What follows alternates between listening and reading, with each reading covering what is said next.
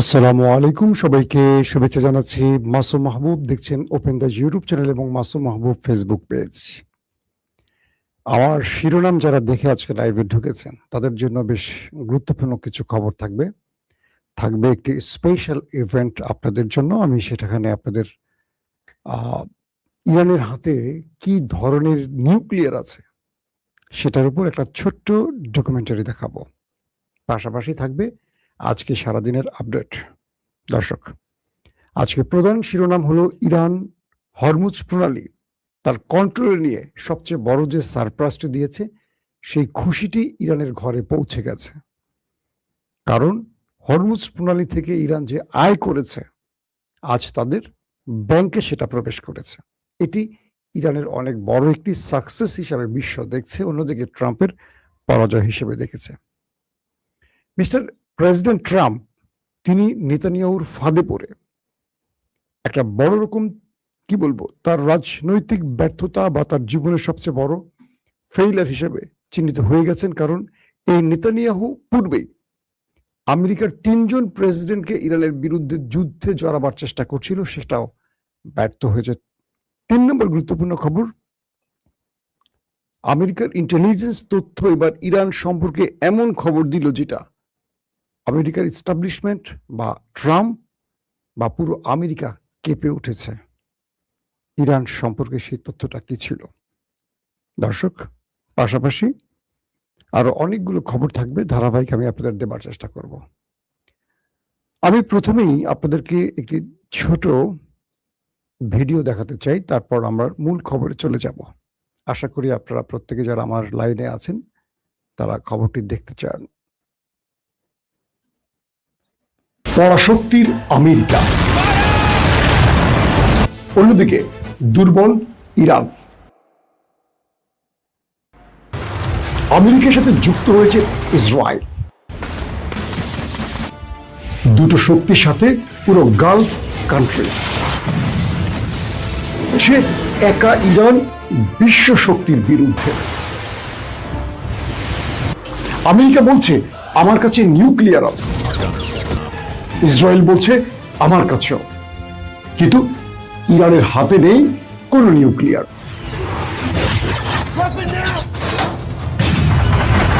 বড় ইরান বানিয়ে ফেলেছে এক নতুন নিউক্লিয়ার যার নাম হরমুজ প্রণালী। This is the Strait of Hormuz. Just losing his mind all over again. Hormuz ইরানের জন্য যুদ্ধ বিজয়ের এক নয়া কৌশল।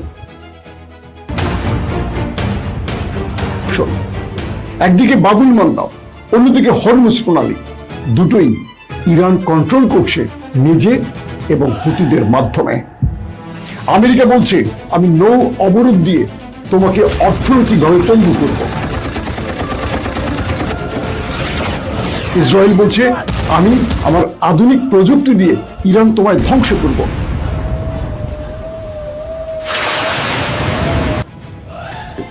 তোমাকে যত অস্ত্র টাকা দেয়া লাগে সব দেব, আমেরিকা ইরানকে শেষ করো। এক ইরান লড়ে যাচ্ছে বিশ্ব শক্তির বিরুদ্ধে, কিন্তু দমে যাচ্ছে না।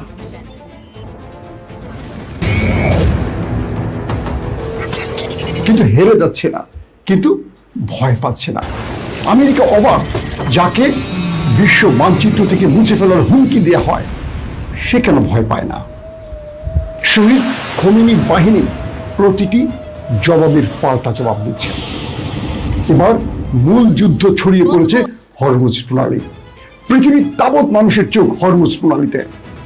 এক হরমুজ প্রণালী পুরো পৃথিবীতে বাণিজ্যের এক অস্থিরতা সৃষ্টি করে দিয়েছে, যেন তৃতীয় বিশ্বযুদ্ধ শুরু হয়ে গেছে। সাগর দাপিয়ে বেড়াচ্ছে ইরানি বাহিনী, মার্কিন বাহিনী, মুখোমুখি সংঘর্ষ, জাহাজ কিডন্যাপ। কখনো কখনো ইরানি বাহিনী জাহাজে কমান্ডো অপারেশন চালাচ্ছে, কখনো আমেরিকা ইরানের জাহাজ আটক করছে, কখনো ইরান দখল করছে মার্কিন যুক্তরাষ্ট্রের জাহাজ।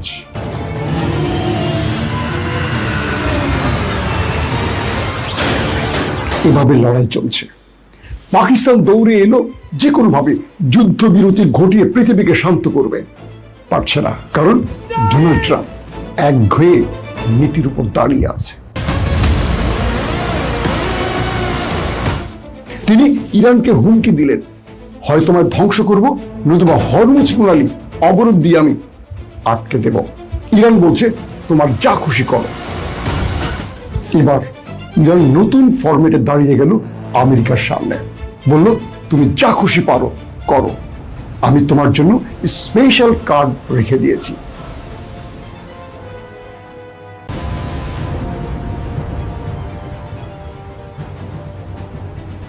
যে কার্ড সারপ্রাইজ কার্ড, এক হরমুজ প্রণালী দিয়ে পুরো পৃথিবীকে নাড়িয়ে দিয়েছে ইরান।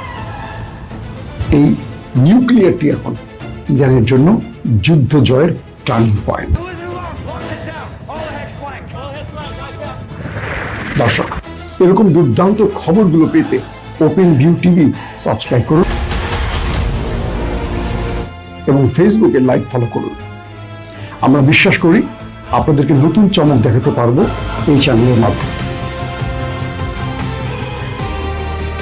পৃথিবীর গুরুত্বপূর্ণ বিষয়গুলোকে আমরা তথ্যচিত্র আকারে আপনাদের দেখাবো।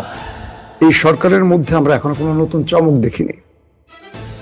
পাশাপাশি দেশের খবর, বিদেশের খবর তো থাকবেই। আপনারা থাকবেন আমাদের সাথে, আমরাও থাকবো আপনাদের সাথে।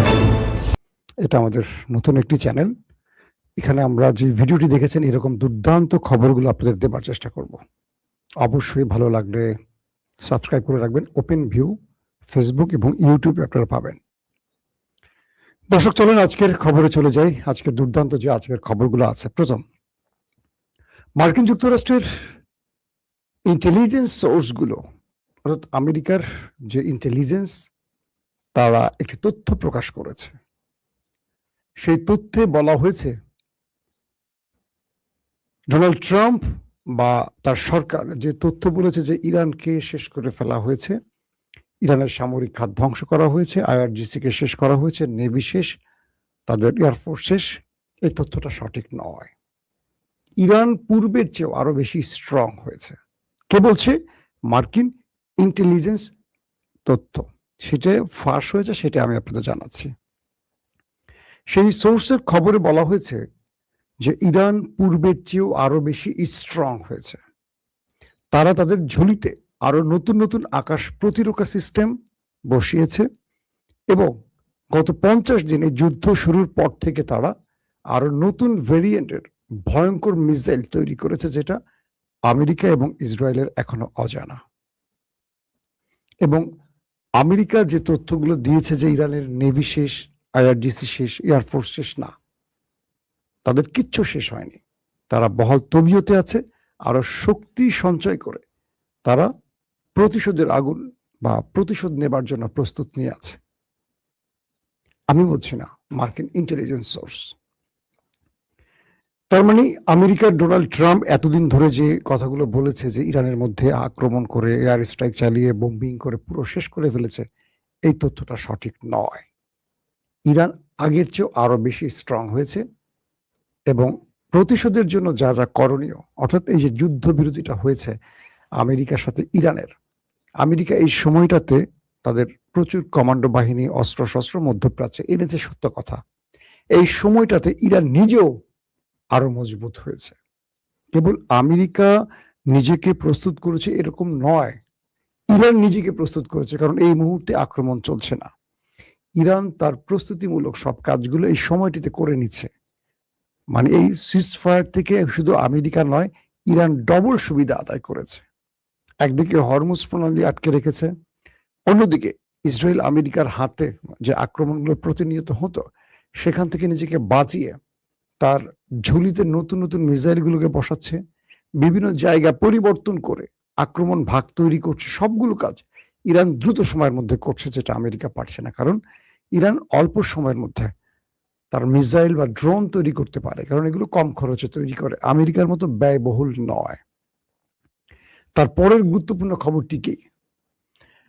মার্কিন পররাষ্ট্রমন্ত্রী, সাবেক পররাষ্ট্রমন্ত্রী জন ক্যারি, সবাই তাকে চেনেন, একটি টেলিভিশনে তিনি একটি টক শো করেছেন।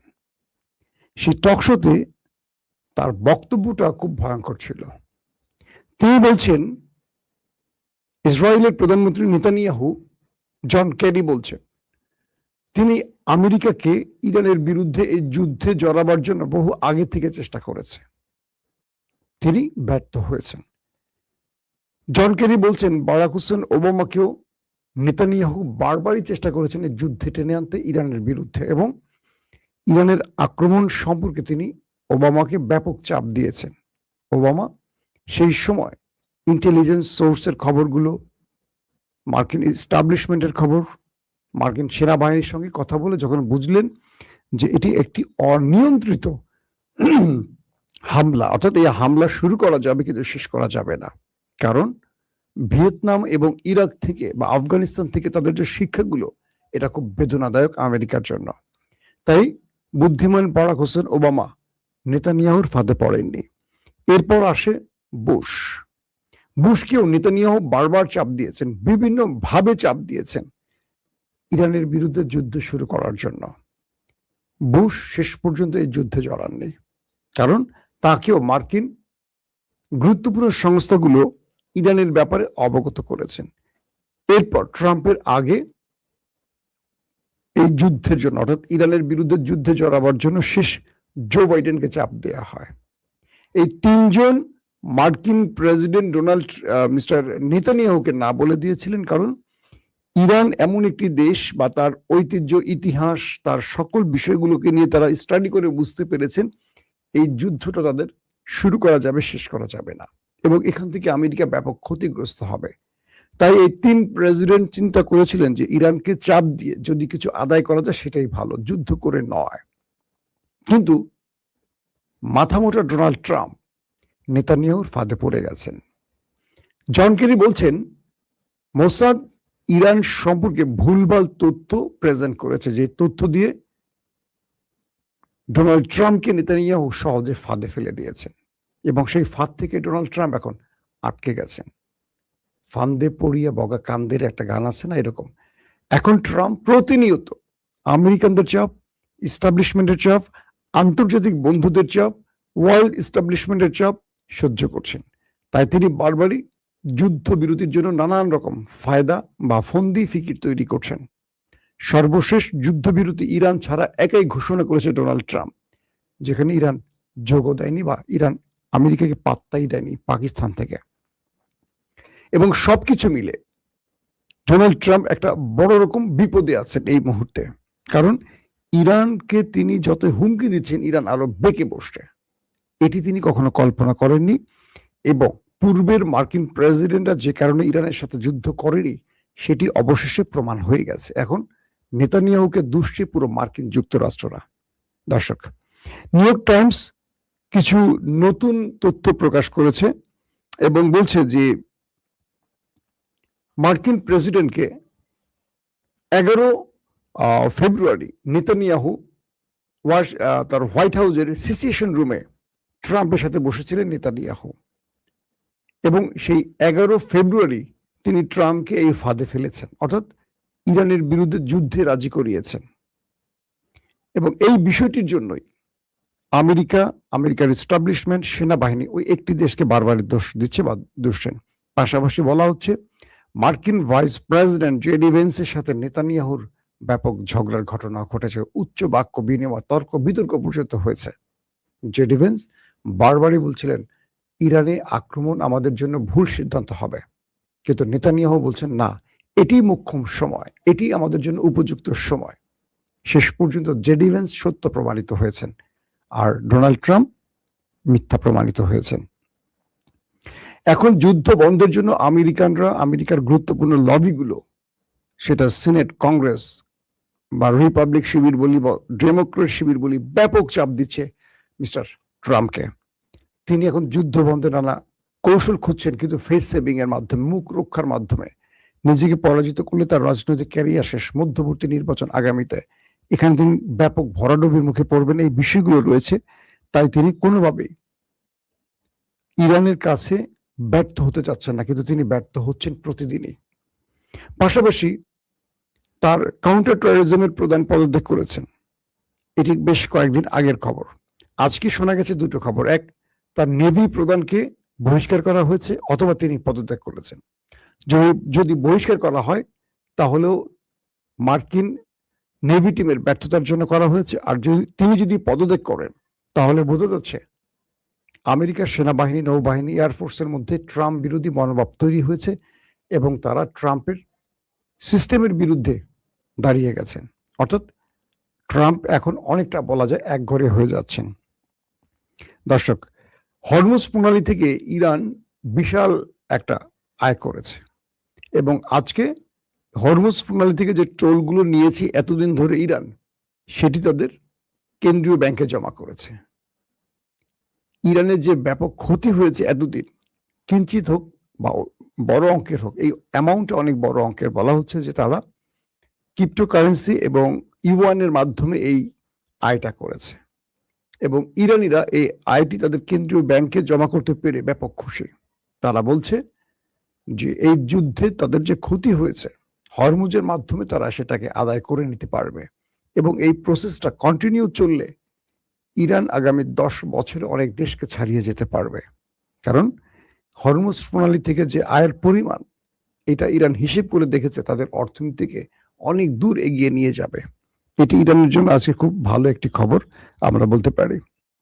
পাশাপাশি ইরানের প্রেস টিভি দাবি করেছে একটি ইন্টেলিজেন্স সোর্স এবং একটি লবি গ্রুপ বা আন্তর্জাতিক বড় শক্তিশালী গ্রুপের সাথে কথা হয়েছে এরকম, ইসরায়েলের পারমাণবিক প্রকল্প নিয়ে এবার IAEA কে তদন্ত শুরু করার চাপ সৃষ্টি করছে ইরান। বলছে যে ইরান যারা শান্তিপূর্ণ পারমাণবিক কর্মসূচি চালাচ্ছে তাদের বিরুদ্ধে আমেরিকা ইসরায়েল আক্রমণ করছে, অথচ ইসরায়েলের ঘরেই রয়েছে নিউক্লিয়ার ডিমোনাতে। প্রশ্ন হলো ইসরায়েল কি করে অবৈধভাবে এটি করতে পারে? কতগুলো নিউক্লিয়ার তাদের কাছে আছে, কি পরিমাণ আছে, সেগুলোর পুরো ব্যাখ্যা তদন্তের জন্য ইরান একবার IAEA কে চাপ দিচ্ছে। মানে ইরান এবার বিশ্ব পরিমণ্ডলে ইসরায়েলকে একটা নতুন ধাক্কা দিতে যাচ্ছে।